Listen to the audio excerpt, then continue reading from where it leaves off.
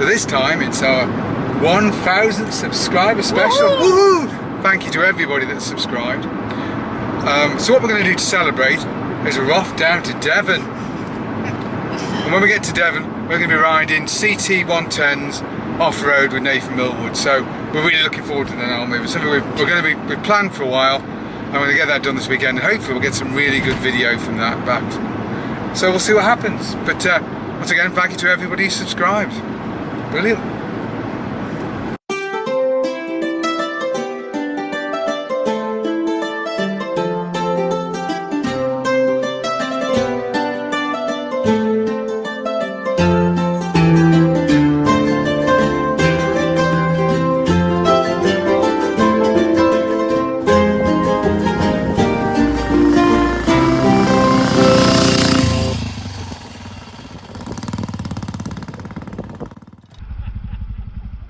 Before we start, don't forget to like and subscribe for more content. Keep an eye on it.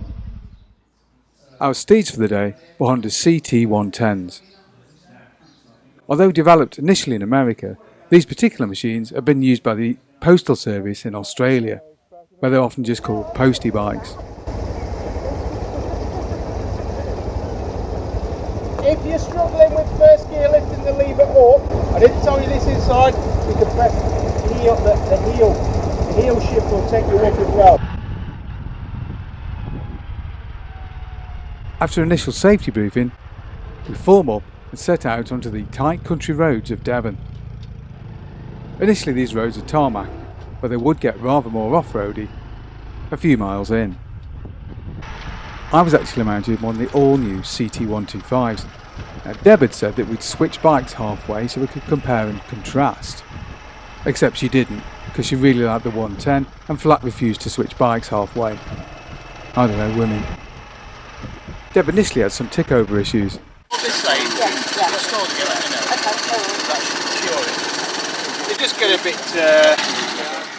temperamental is the word.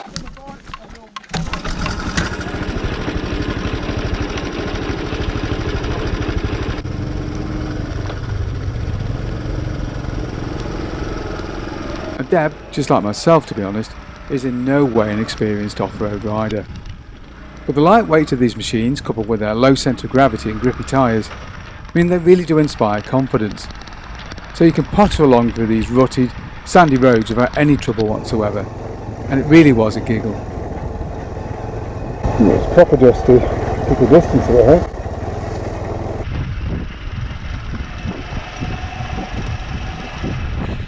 The great feature of these bikes is that the gearing is really low.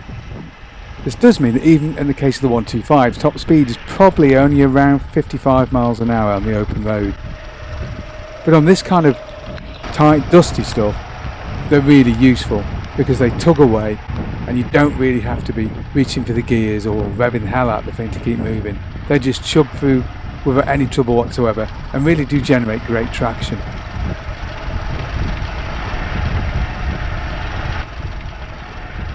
The suspension's pretty good for the job too, although to be honest, the new 125s are that little bit more plush. Although the old bikes, they do have much more comfortable seats.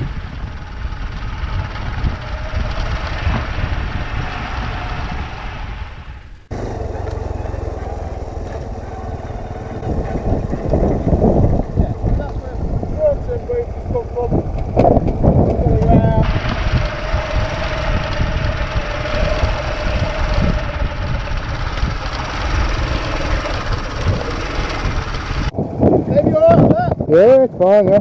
Living the dream, eh? Living the green, mean postie machine. It's alright, yeah. Just go forward a sec. Oh, hey up. Caught a bit of scenery. It's fun, isn't it? I'm shooting the berm, mate. Yeah. Give the leg out. Give the leg out. Leaving it in. Is that all right? Yeah. Brilliant. Just time to take in the view before we move off again. Next it was time to cut our way through some tight, nadgy little side roads before we made our way to another off-road section.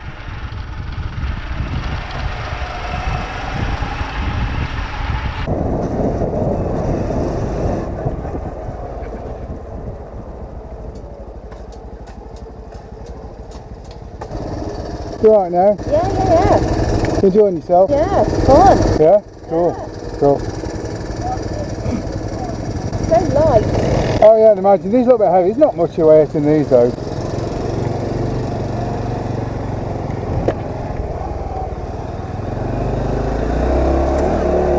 Whoops.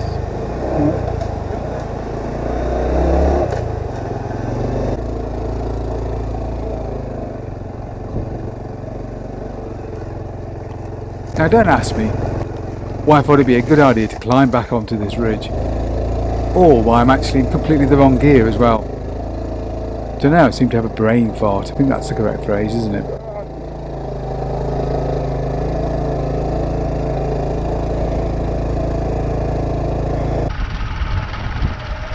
Meanwhile, a few seconds up the road, Dev is having no such problems.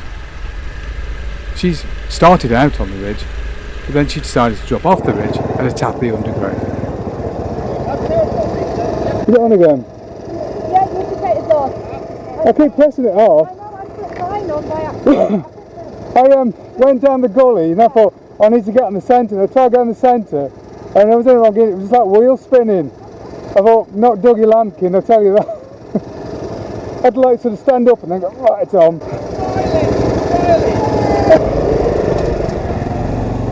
Now I enjoyed this next section immensely, and I think it's really because I just kept watching the plant life attacking Dev and hitting him in the face.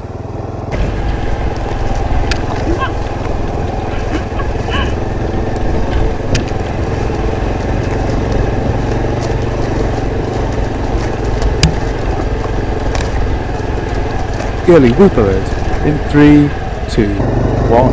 Woohoo!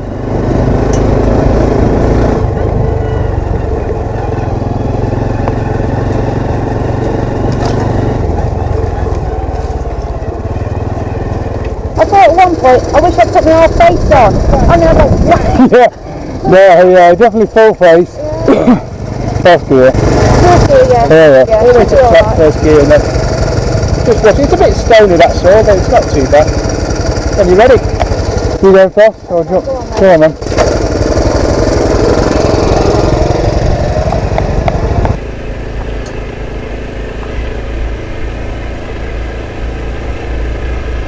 Now I know everybody says this on camera, that hill is actually an awful lot steeper than it looks. Although to be honest, the bike's got up there no problem at all. I even went up in the wrong gear and still found it easy.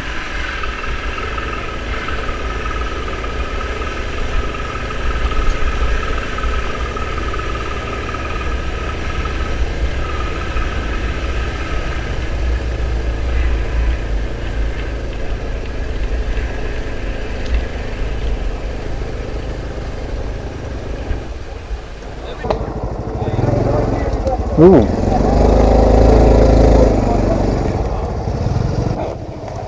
it looks worse than it was. Yeah, also I was in the wrong gear. I was in bloody second all the way up. There was that, I thought this doesn't sound like it's revving quite high enough to me. Okay.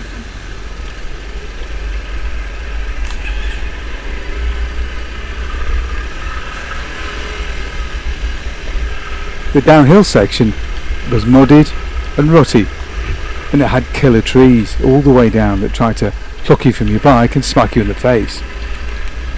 So yeah, it was lots of fun.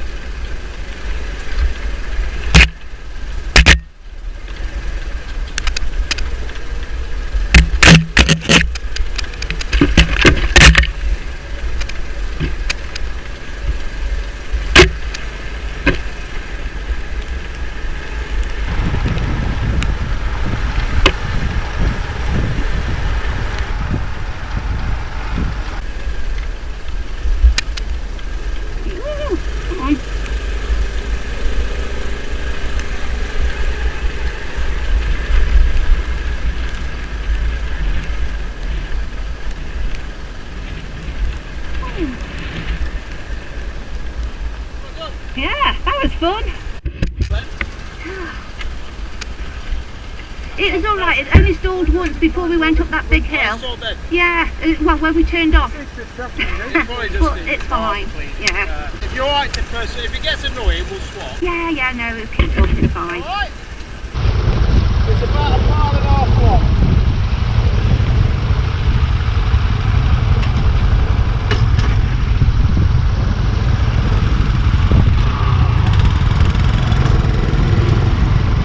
It was at this point that we experienced the first rain of the day.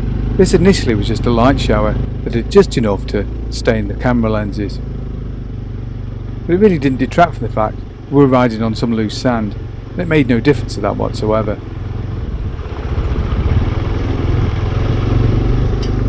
But of course, this being Britain, we were going to get an awful lot more rain later on in the day.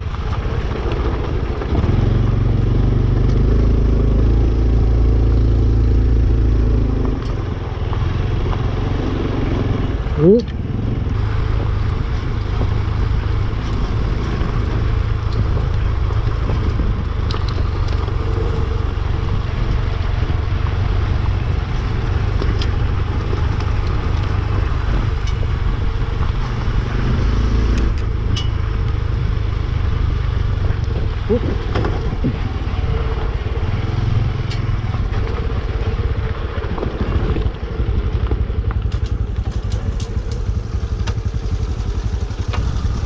Bit of a natural, right?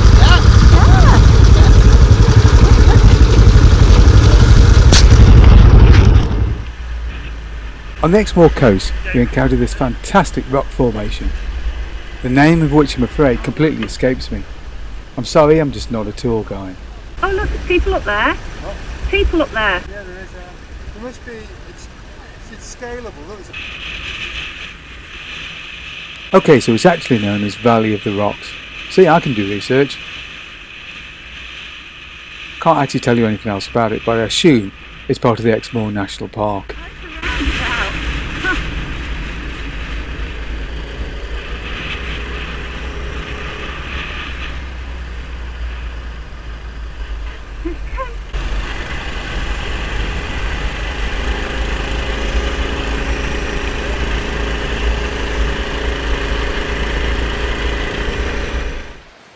We stopped for lunch at Lynmouth, which is just a few miles down the road from the rock formation.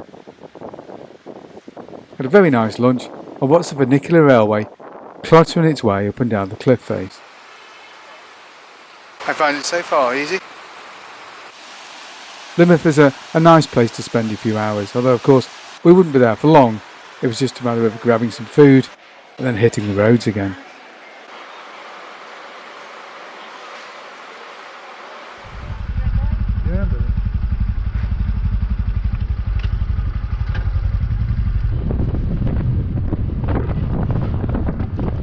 Somewhat unfortunately, after lunch, our luck began to run out, and as we headed out over the moors, the rain began to get gradually heavier, and in the end, we were soaked through to our underwear. But that didn't particularly bother us, it just added to the excitement of the whole ride, I felt, and neither myself nor Deb were really put off by the fact that it rained. But at 5 o'clock, we splashed away down from the moors and meandered our way slowly back to base.